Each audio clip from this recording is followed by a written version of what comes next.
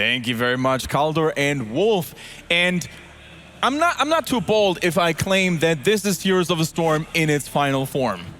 I think you're spot on. I mean, this is exactly what we're looking for from these teams. I mean, the amount of action, the amount of tenseness in those fights was incredible. None of us was actually watching and just sitting there. Everybody was like on their toes and not even eating and drinking anymore, right, Todd? Yeah, it's hard during a game like this. It was super intense. Some of the best fights here that I've seen in a long time. Especially, I think, one or two in particular, which I'm hoping we're going to have in the replay. Yeah. That was really good. I definitely want to watch that game again and maybe try to find like where it went wrong, because it feels kind of hard. MVP's execution is just so good the whole way. Those fights, you know, pulling back, kiting, and then getting back into the fight every time they needed to. And you know what, Todd? Your wish is our command. So, Jayhow, let's actually talk about replay number 1. This is cool. Let's go ahead and pause it real quick. I want to highlight the most important thing. Look, Uther's dead. And they're still engaging. MVP Black is still looking to fight. They set up a little party bush. We'll go ahead and move this forward. And they run right into it. Does eStar. And, you know, the cleanse is there, but the Wailing Arrow on the back silences everybody. And things still look good. Sanctification now being used. They can let's stop right there. Down goes Sylvanas. That's 2 heroes down for eStar. Things look absolutely terrible for MVP. Let's slow this forward just a little bit. And we're going to see as this unfolds, they're fighting under towers. Is eStar. And that's when things go. But the triple gravity lapse is huge. Todd, this is level 12 against 13 though. I feel like this what might have been the mistake here. Even though like on paper, you know, a 4 against 5, this is what you want, right? It was a 5 against 3. And things just... at this point. Yeah, I mean, the fact that they were able to do that, but Kael'thas there landed a triple gravity lapse that turned that around, and we saw that land. And then, of course, this is the beginning of the end. There was a little bit of chase after this. I don't think we have all that, but that's where Tiger basically just delayed. And it went from a 5-on-4 to a 5-on-3, and then a gravity lapse hit. And then bam, just like that. I mean, that's MVP Black. They are not afraid to fight. They set up a party bush right there, right before that all happened, and it turned around in their favor in the end. And it's almost unreal how that happens, because that doesn't happen with every other team. The gravity lapse was really beautiful, but you could see Xingxi was all the way over, like at the gate of MVP Black. And I feel like that's something that we had all talked about, that we had discussed. eStar toted the line, or being overly aggressive, being out of position by going in so much in their aggression. And in this case, there were several fights where they did, and that was their downfall. Right. Jayho, play number 2, we want it right now. Well, this was pretty much the end, and Kaldor was talking about how they were. It was necessary for them to fight. They couldn't fight under the boss, and you can see this is what their melee-heavy dive comp. They instantly go in. Tiger coming in as well. The entire team goes in. Sanctification already used. But here's the highlight. Let's pause it right now. Kyocha, you're going to see a Wailing Arrow land here in just a moment. It's going to come in, and that's what really turns this around. Of course, Sonya in very deep has to just basically commit at this point, taking a ton of damage, and it's just on that back line trying to wreak havoc. And there's the silencing arrow that comes out, and we can see that ancestral healing 3 seconds away before it can be cast. And if it was just a few seconds later, perhaps Sonya stays alive there. Perhaps this fight looks completely different, but you can see their aggression worked against them several times throughout this. It was just very difficult. Gilly, you've got a face. It seems like there's maybe just some miscommunication going on, because where was Greymane at the start of that? Greymane was not there. There were several times that you saw Sanctifications going early at like that point too, and those were key. They needed to have those at the right time. There was another one that happened on the Shrine too, where it was just early and they didn't get anything out of it. They had to get a kill out of it, and the times that they were able to get the kill, they had some beautiful fights, but otherwise it didn't work. It just seems like they're so close yet so far with MVP Black. The next battleground, ladies and gentlemen, is going to be announced fairly soon, so we're very excited what this is going to be. And of course, we see it's getting purple and dark blue, and of course, that means Cursed Hollow. Todd, what comes to your mind when you hear that name? A lot of potential niche picks or unusual picks that we haven't particularly seen on other maps. I'm kind of, every time I see this map, my first thought is always Abathur. Yes, we're still waiting for the Hopefully little might sluggy. come into play. We haven't seen too much of the little guy, the little slug. So far, none of the teams seems to be living the slug life. Yeah. Definitely not happening so far. But it's never, we should never say never, pretty much. Yeah, it could happen here, definitely. eStar, though, on a map like this, do they continue to try for, like, again, a big dive team with the way it just went? Because it showed some promise at some point. It really looked like, you know, they won one of the major fights at the bottom. 10 thanks to Tiger as well in particular, who apparently, by the way, this Tiger guy, I don't think he's ever heard the expression easy Tiger, because he always goes in like crazy. So yeah, a lot of potential crazy draft here that we could see. So, Gilly, let me ask you this. Can eStar actually play a different style than the aggression only? Yeah, I've seen them play other things, and by picking up Falstad, you can see they're already well on their way to that. They're focusing on having some global presence, the ability to disengage if they need to, but they can also play Falstad aggressive, so I guess we'll see as the rest of their composition develops. As Todd talked about, Todd, who's first ban? Way to destroy the hype. Sorry. I really wanted to see him come out. And now for MVP Black, actually, it looks like they might not prioritize Kael'thas here for once. Also not going Murden so far. Yeah, they were just teasing him. Okay, sorry about that, guys. It kind of feels like they steal the Grey Mane away, though, from eStar, who've been a big fan of that guy. I think the one hero that, these teams draft so differently, and I think one hero that we're definitely going to be seeing come out on this map, you want to deny tributes quite a bit. Li Ming, I think, might have a little bit more priority over some of the other maps we've seen her lack of presence on. Especially from eStar in particular, because Greymane's already been taken away. Xingxi also plays a lot of Li Ming. Plays some Kael'thas too, but it wasn't to as good of effect at Gold League as they were able to find with Li Ming and Greymane. But for now, we see a pretty early Zeratul pickup from eStar. When Tan said the hero I think about most was Abathur, I'm thinking Abathur and Zeratul, and there's Zeratul. Actually, last game in the draft, it really felt like the last two picks for MVP Black were very open. They had a lot of options to pick from. And they went for Arthas and Sylvanas. And I was like, it sounds good, but maybe they could have picked something, that seemed a little bit more convincing. But the way they played the game, it made perfect sense. And they pulled it off so well that, from now, I feel like we just shouldn't doubt these guys. They know what to pick every single time. And they actually ban Kael'thas there. That leaves Sonya and Li Ming open. Yep. Sonya? Yep. And Tassadar. That's something we see them play a lot of, and I was actually surprised we didn't see that. But of course, that melee-heavy dive comp probably thwarted them away from playing a Tassadar with that double warrior instead. That, of course, leaves only a true support open for MVP Black. And if we actually erase the team names here, I would actually say that MVP's team comp looks almost like eStar Gaming in terms of... Maybe they want to show them how it's done.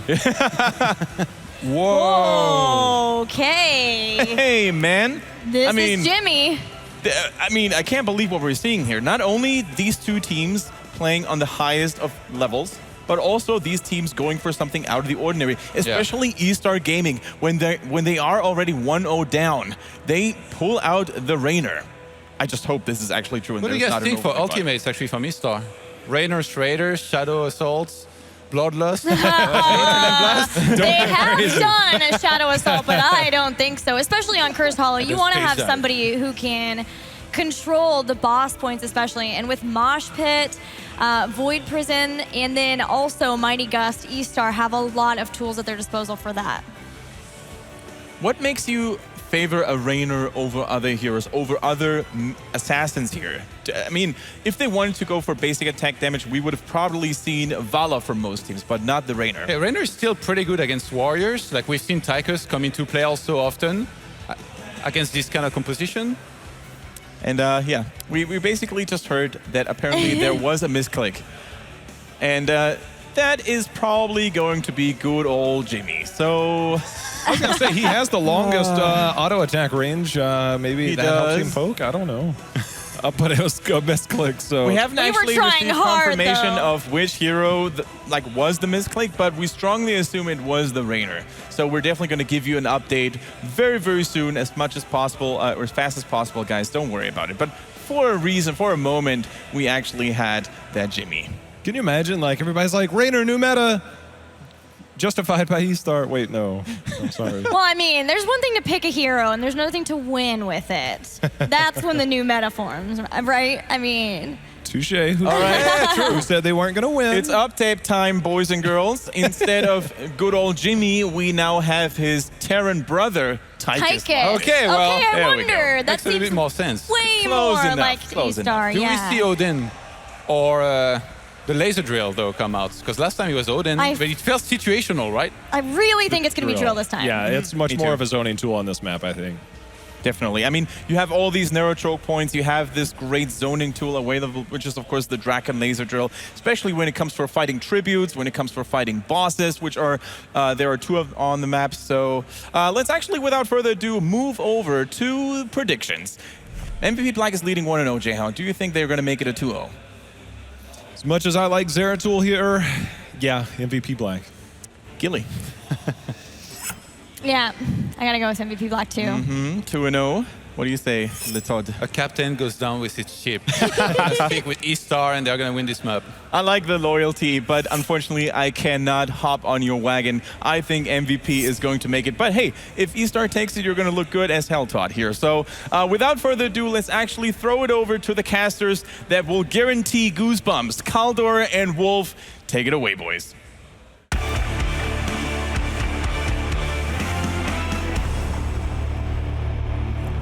Thank you very much, guys, over at the desk. This is going to be a fiery one. I'm sorry we don't get to see our buddy Jimmy. I was really excited about that. I was really hyped about that. I looked in the game and I was like, oh, it's another Space Marine. It's just not old Jimmy Rayner. To be honest, in the selection screen, they look pretty similar. I would have let them play right now. I would have. Somebody misclicks. I'm like, well, you misclicked. That's on you. Sorry, dude. Like, I'm really sorry. I can understand that you want to have Tigers, but we want to all see Jimmy, so let's go for him. I mean, be this as may, we're going to jump into the game just momentarily, but of course the lineups that we have, once again, absolutely beautiful. First game was already extremely exciting. It was a lot of pleasure to watch these two teams go at each other, and I have to admit that I am probably more than happy, more than anybody else, that we finally see Cursed Hollow, because I absolutely love this map. I love this map as well, and we do have Brightwing coming in as the final hero for Black. I'm not entirely sure if that was shown, but that's not what I expected. I expected to see more Tempest style, using Karazim to deny bosses. Karazim, a hero used on this map specifically in Korea by both Black and Tempest to deny boss checks. Usually the warrior, a Muradin or an ETC, is going to go and check and see if you're doing the boss. He gets caught, gets stunned by a Stormbolt. He's isolated, the 7-sided strike goes down, you kill a hero off, then you have a 5v4 fight. But it's going to be Brightwing. She's got good global presence, and I think she's going to be used for a lot of ganking. There's a lot of stuff that actually speaks for Brightwing. First of all, you can interrupt the mosh pit quite easily, which is definitely something they need, since they don't have too many interrupts yet. They have, of course, the Muradin here. If you're decent with the Sonya and that spear, you can interrupt as well. But having that extra Brightwing polymorph is kind of nice. And let's not forget, besides the Tassadar, they now also have Brightwing and the potential to go into Peekaboo on 4. So Zeratul is even going to be under more pressure. And a Brightwing Tassadar combo is pretty good. So I really like the setup that they're running here. Yeah, same. I think there's arguments for both sides.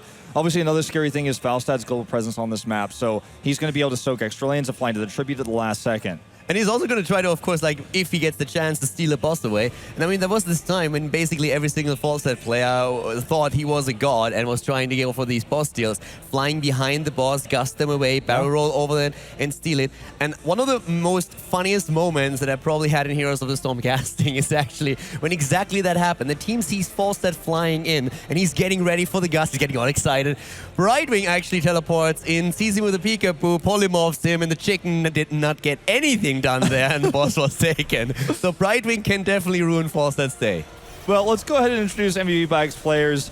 Greymane is being played by Sake, Rich is on Sonya, Brightwing being played by Meride, Muradin being played by Sign, and Kyocha is on the Tassadar as usual. And to the right side for eStar, Tiger on the Rhaegar, Shao T on Zeratul, Tumi on Falstad, NCCCC is on ETC, and we have Jingzi on it. Tigers, the Renegade.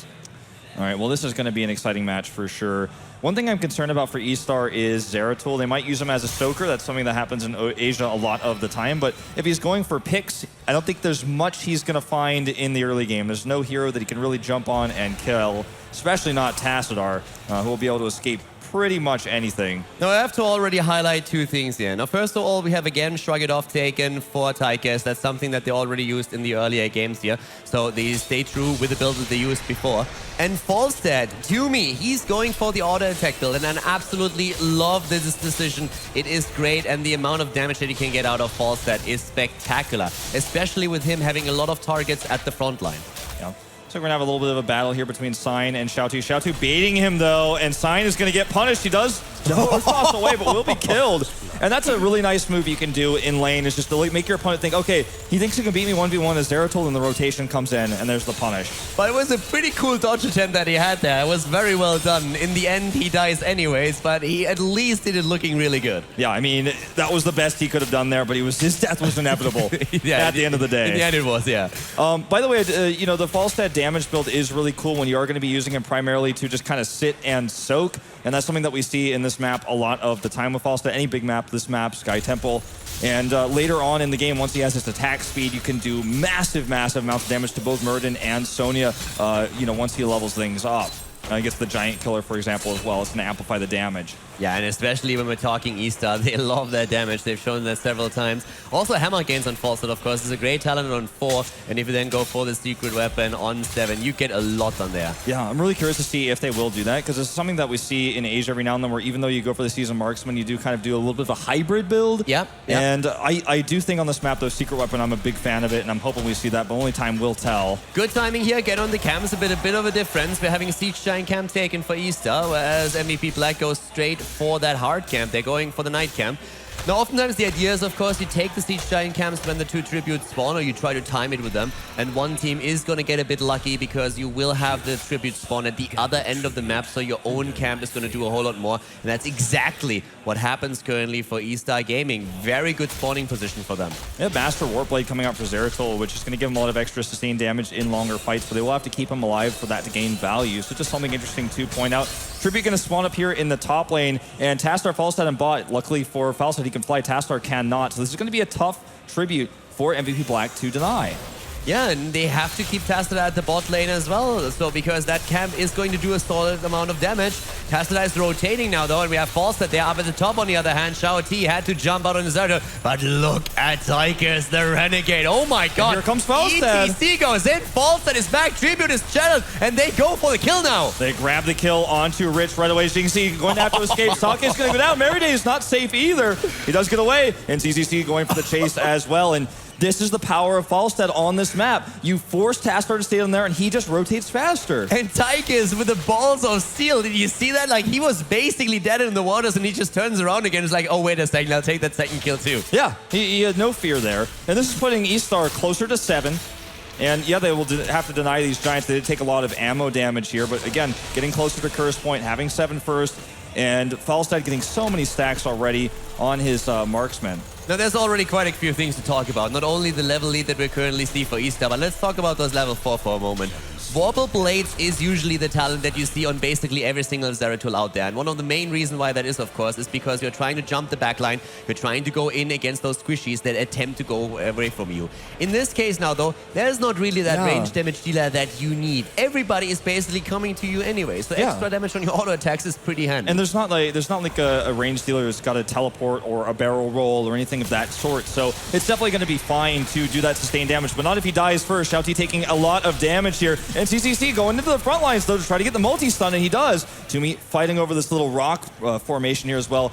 Looks like they're just going to give this tribute away. They still have Falstad. He can fly up to the top lane and get that extra EXP. It's still very interesting to me that they actually let it go, because they are the talent ahead, so they actually have a bit of an advantage going into the fight itself. They were kind of low on experience already on Zeratul, which was a problem. Toomey at the bot lane now, though, on the other hand. And we're still seeing up at the top, Rhaegar now taking his place to make sure that they catch the entire wave as Rich is pushing the lane.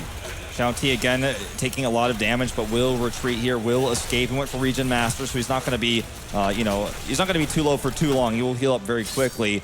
Looks like he's actually going for a little bit of pressure on Rich. Again, here's the bait. This is something that Asian players do all the time. He's going to try to bait in the solo lane, and then Shao T is going to come in for the kill. Let's see if Rich falls for it. Shao T is very low, though, and that Sonya is still strong. I want to touch upon one talent change, by the way. We've seen already Greymane played earlier by eStar, and they went for the Wizened Duelist on level 7 for the extra damage. Now, a way more passive choice here for Saki. He goes for the Quicksilver Bullets for the increased attack range in human form, which is a lot of safety that you get. It's a bit of a quality of life improvement that you have, and on 20, you get insane value out of it because you can go for the splash damage. Exactly, so, and it's just going to give you a lot more poke, and this map is the map you want that on. Exactly. It's one of those talents that helps you early on already a little bit, but once that you reach 20, it's not something that just relies on 20 completely, but once you hit that extra level, you can get so much more out of it.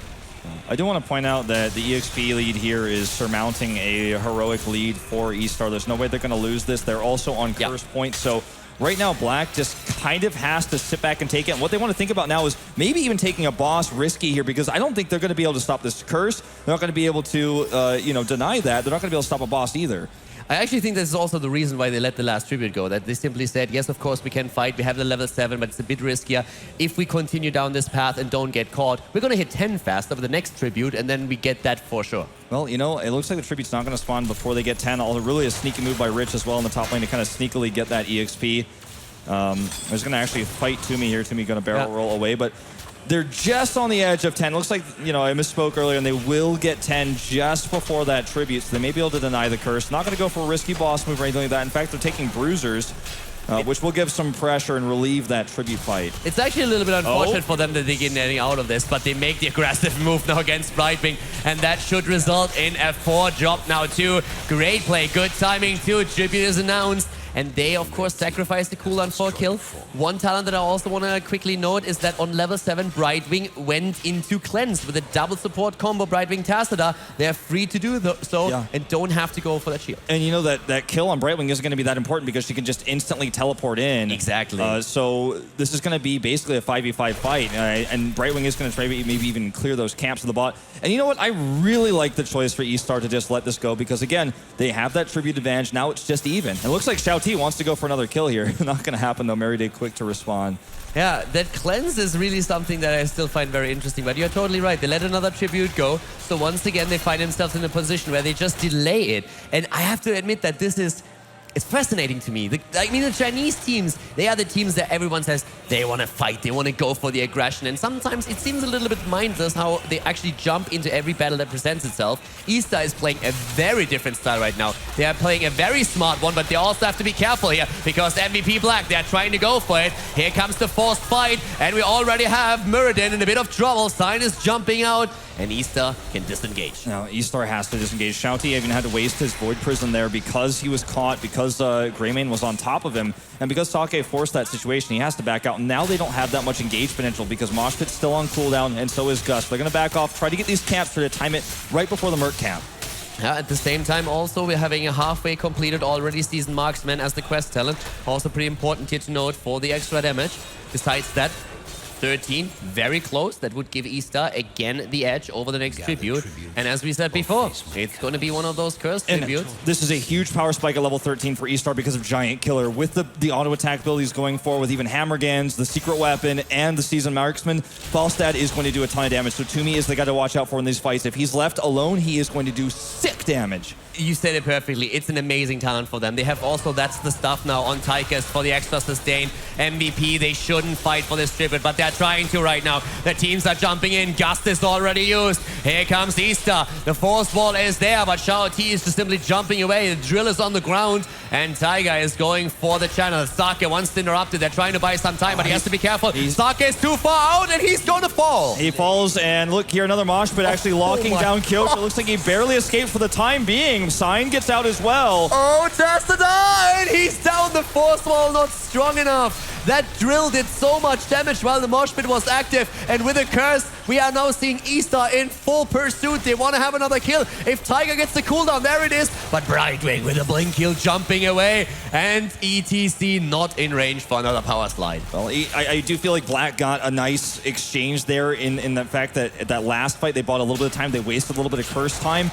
But I think the better choice would have been just split, soak, and try to get EXP and just accept the fact that they were going to have to be cursed. Because a talent level down, especially versus the build we're seeing from Falstad, and even you mentioned Tychus, that's the stuff on 13. Just so dangerous to take a fight like that, a talent tier down. They may punish Toomey here, though. A bit of an overextension. Toomey is going to fall, but still, Boss is now attacked. And it's actually very interesting to me. First of all, I found it very curious that MVP really tried to interrupt the tribute this hard. Especially the engagement from Greymane that we saw. There was just a bit too much. But now, eStar, they go for 2 forts, which is great, but they are still losing a bit of momentum that they are trying to get with that curse. Yeah, they are, they're fighting a 4v5 if they do fight for this boss, and MVP with that kill, just on Falstad alone, on Toomey, basically made it so, okay, we can actually deny this boss, We are down in levels, but we're on the same talent tier. We're on, cursed point here. I feel like taking this boss was greedy, but MVP Black getting that kill allowed them to stop it. And it wasted the entire curse. That curse was very low impact for eStar. Well, they had two forts, so I feel like in terms of like pushing lanes and gaining map control, it helped them. But you're totally right that they were, unfortunately for them, not able to get that boss. I feel the boss was more one of these attempts. If they don't check, we get it. Yeah. Like that, we don't risk too much. We can actually play this. What I find quite interesting at the same time, though, is that when we're looking at kills alone, it's 6 kills against 1, and it might actually be 7 as they're going for Brightwing. And oh my god, Brightwing has absolutely no chance. Yeah, there were no minions for her to blink teleport to, so no blink heals there, and they just simply grabbed the kill. Now, they were in position to grab her and grab this boss, whichever came first. With the kill here, it's going to be hard to deny, especially because level 16 is just now hit for eStar. I think a fight here for MVP Black would be a mistake. That would be horrible. There's Mighty Gust as well. You're never going to steal that boss. There's absolutely no chance. If Falstad flies in, on the other hand, he could try, and Gust doesn't do that. They get the isolation. The Void Prism's up. ETC is waiting for it. They're going to go in for the kill against Sign. They're waiting for a long time with the stun, trying to isolate, and Sign goes down. That's a great kill. Oh my god! Against 3, 1 down. They break through the wall. NCC is flooded in the waters. They're trying to go deep, and the boss is already rushing through the bot lane, straight for the keep. And Rich was pushing the top lane throughout all of this. He wasn't even here. It looks like they want to grab the kill onto Kyocha. It's not going to happen, but that Mosh is so powerful right now. They have a boss pushing this lane. We're 12.5 minutes into the game. Only 20 seconds respawn timer on Greymane, but they're going hard here. They want more kills. They want to try to end this now. eStar, they're so aggressive right now. They want to go for Rich. They go for Rich. They go for it. They take down Sonya. Oh, no, Meriday. Sonya is down. Meriday jumps away with the blink kill, but they're attempting to go for a core. eStar, they see that they have an opportunity to end the game right here. The talent advantage is still there. The boss on half health. They go for the core. Here comes the stun once again as Greymane is back to business. And they're targeting down the core, 60% here. There's so much damage on this team. Even with the shields going on the core, it looks like that is going to be game here. eStar ties it up 1-1. eStar with the victory. It's the 1-1. And we have a tie, ladies and gentlemen. The winners match in Group A. It couldn't get better. MVP on map number 1 with a dominance. Right now, on the other hand, eStar, the Chinese team, paying them back in kind. I feel like MVP Black made a lot of rotational mistakes in that game. They got punished hard, and eStar never let up. They took their advantage and ran with it. Their patience from the Chinese team, aggression, that is their key moment. They always go for the aggressive moves, not so this time. When they saw a kill, they took it. But besides that, they played very, very patient.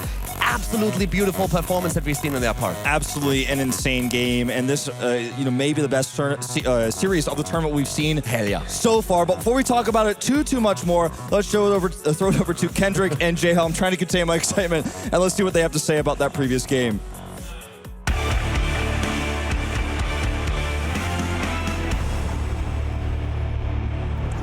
Thank you, guys.